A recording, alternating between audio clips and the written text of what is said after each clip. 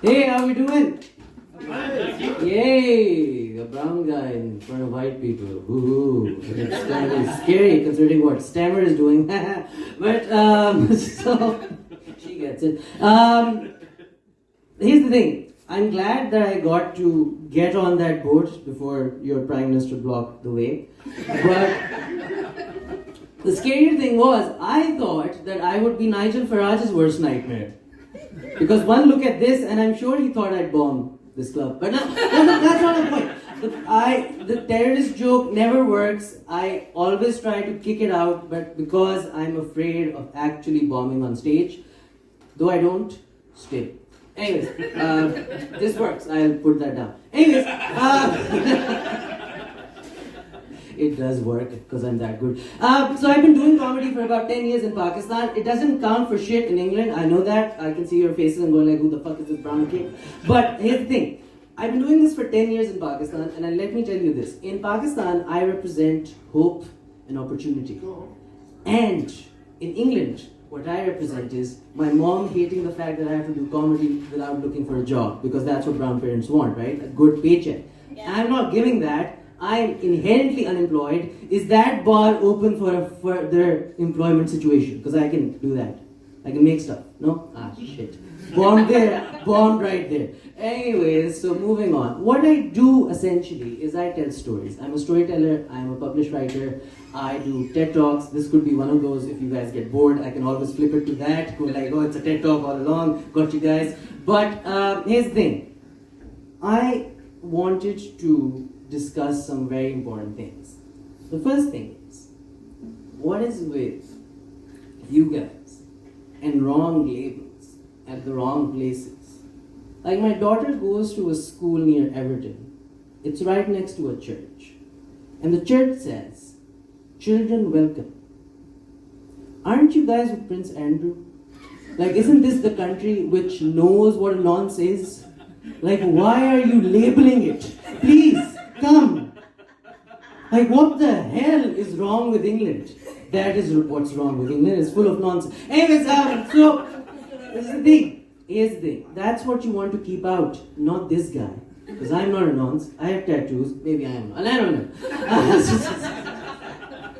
So, a little bit more about myself. I'm an atheist. I'm not a Muslim. So please don't do terrorist jokes like I did. That was bad. Second, I have tattoos. Third, I'm in an open relationship. So obviously, clearly, my parents hate me. And another thing about myself is that I've been wanting to get out of Pakistan ever since I was 35. I just turned 35 last October. I found out that I could get out of England because of a very interesting thing. And this is a story I want to share with you guys today.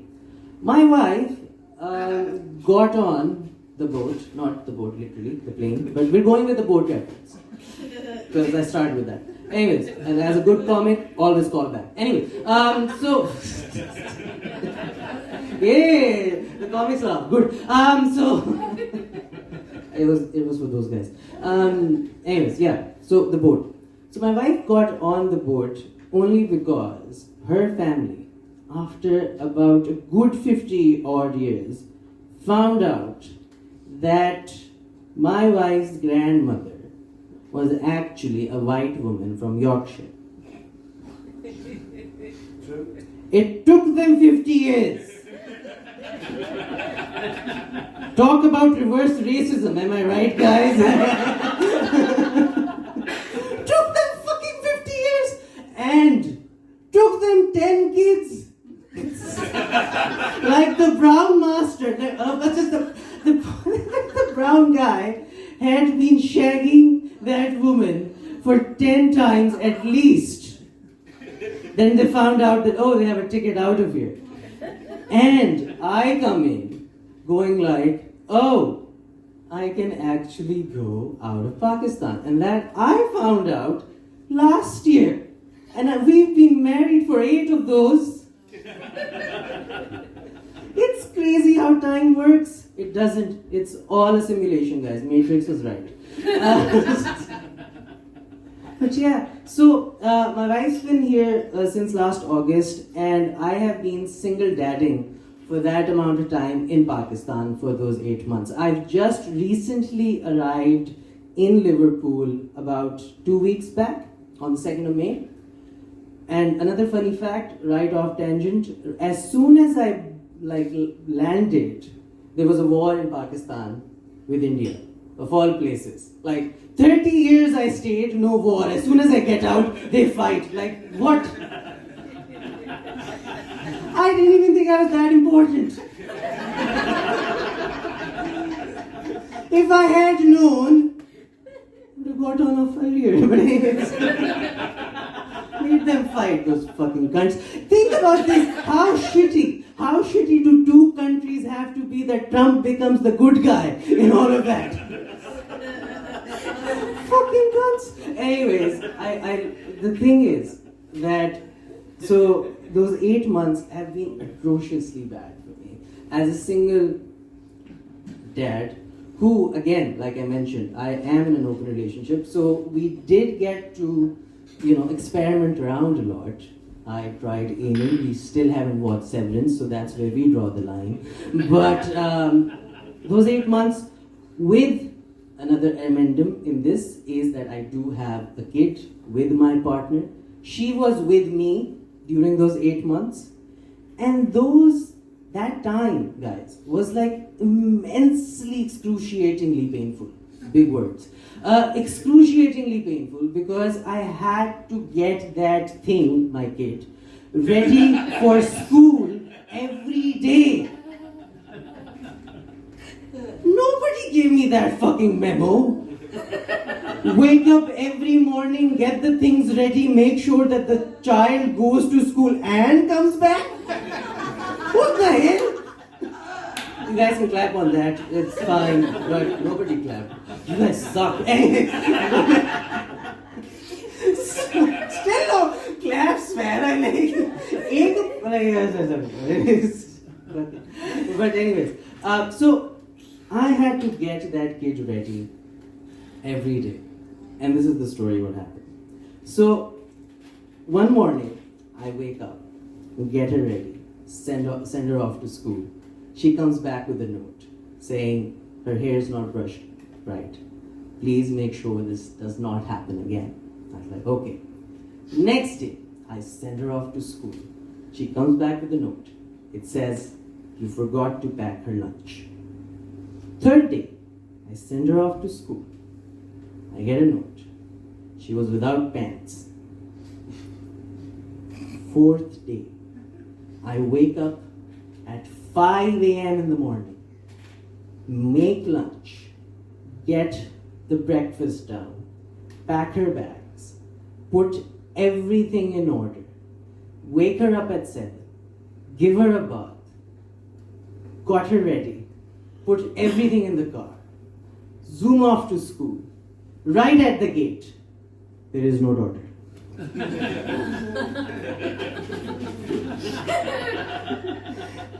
My head's blown. I was like, how did I miss my daughter for her Amaya doll that's sitting nicely in the car? I completely forgot that it is the same size. Because size does matter. Anyways, how did he manage to put that in? Anyway, and the guard is looking at me all fleshed out. He's like, what's wrong, sir? I was like, oh, sorry, I got the wrong school, so I zoomed back. One more story before I head off into the sunset of never doing this again. This is it, Mike. This is it. This is my swan song. But anyways, one more story. It's about the day I discovered I could do comedy. So back in 2007, I was freshly minted as a 17-year-old teenage boy who got a new phone. Does anybody remember that Sony Ericsson flip phone back in the day? You guys seem that aged. If you know that. Just brought that ageist shit back. Oh yes, that's nice. You, sir, seem like you saw the Great Depression live. I mean, probably lost a few quid there. That's how you. Hey, no roast happening. But yeah. So yeah, I got a new flip phone, Sony Ericsson. It was really cool. It had a flip screen, it had a camera, it had a curved screen. I could take pictures, send it to, and I was super stoked because I was like, now I can get chicks. Because back in the day, especially in Pakistan, getting a new phone of that ilk meant that you are getting laid no matter what. Either you have a car or you have a phone, you are getting haram sex. By haram, I mean forbidden. That was an Arabic word. You guys will Google it, you'll know. You'll probably know anyways. So, all that forbidden sex aside, this happens. I get a new phone right near my birthday. My birthday is on the 29th of October, and the year that I was born in was 1989. Now, flashback to 70 years, 1929, 29th of October, is when the Great Depression actually happened. My family calls me the return of the Great Depression.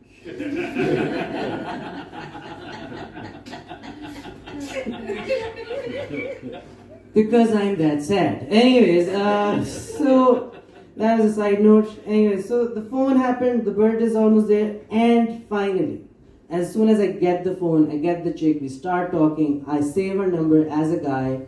Her name was Ambreen. I saved it as Amir because you don't have to tell anyone. So yeah, so the talk begins, everything's cool, we're planning for my birthday, 29, 69, whatever, that's things happening, and suddenly we found out that my grandmother is really, really sick. And I was like, bummer. Old people, am I right? Only think about themselves. Just like, I'm just getting sorry. Anyways, so we have to rush to a city in Pakistan called Lahore. Does anybody know? Yes, Lahore? Pretty famous? No? It's okay. It's fine. I haven't heard of Birkenhead before either, so it's fine. It's fine. Geography teacher. Why am I taking points at Mike? He's done nothing for guys. So we go to Lahore, and right before we reach, we hear the news that my grandmother has kicked the bucket. No, like she literally kicked the bucket, fell off the stairs, bashed her head in, and then died. That is the day we call in our family that the grandmother kicked our bucket, because we didn't know that reference actually meant death. So it happened literally for us, very, very physically. So we go there, the funeral's happening. Now there's a thing, I'm flash forwarding this.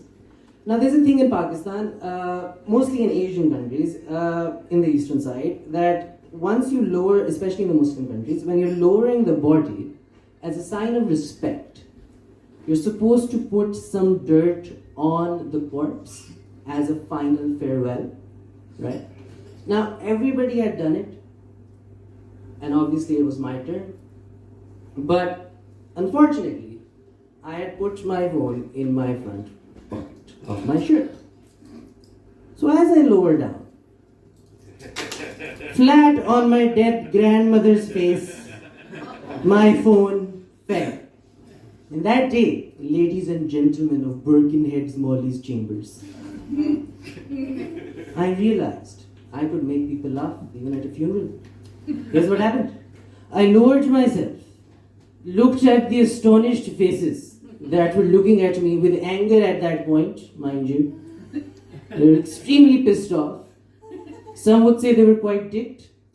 And I look at them and I go like, yeah, maybe she wanted a final selfie. And everyone erupts except for one person, my dad, because that's her mom right there. And because when the Lord giveth, He giveth, it did not end right there. My phone starts ringing.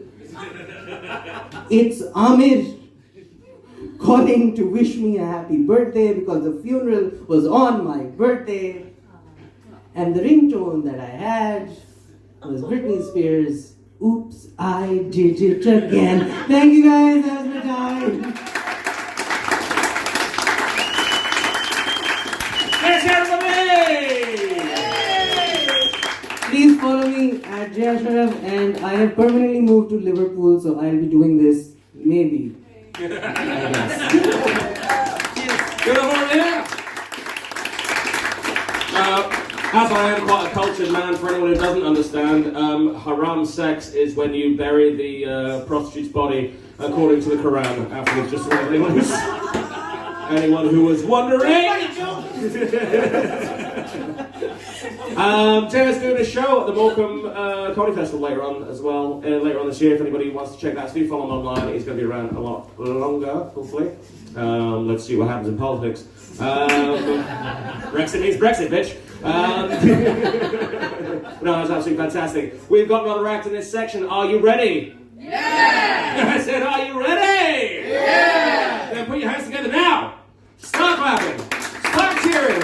I welcome the